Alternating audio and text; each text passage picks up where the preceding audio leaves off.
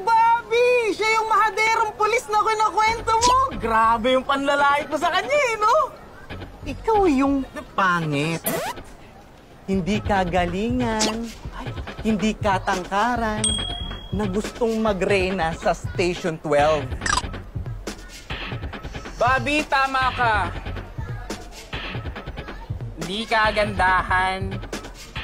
Pangit. Hoy, baklang tinubuan ng balbas. At baklang hindi gaano tumubo. Hi. May kailangan kayo sa akin? Mar, Abdul, pumasok na kayo sa loob. Sama niyo na si Lola. Oo nga, Kap, tara na. Hindi namin kaya.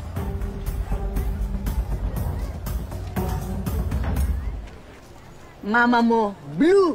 Lola! Sige na.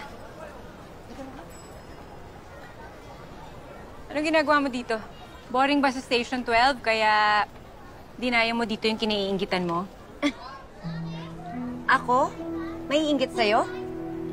Eh, kakatapos nga lang ng successful partnership namin ni Tonyo. Case closed agad. Eh, ikaw, gaano mo katagal na close yung kaso ni Amo? O sige na, ikaw na yung magaling. Sige na. Bobby, nagpunta ako dito bilang respeto sa'yo. Respeto? Magpapaalam sana ako sa'yo. Baka naman pwede mo akong ireto kay Tonyo. Di ba hindi naman naging kayo? Oo, hindi naging kami. Good! Sabi ko na nga ba hindi ka magugustuhan ni Tonyo? So, pwede? Gusto mo si Tonyo? Sige, sayong-sayo na. Kung gusto mo, pati yung buong Station 12, patulan mo na rin. Kung gusto mo, pati si Chief, pwede. Advice lang, Charlie.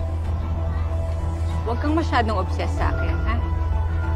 Kasi baka isipin ko ako ang type mo. Sige na.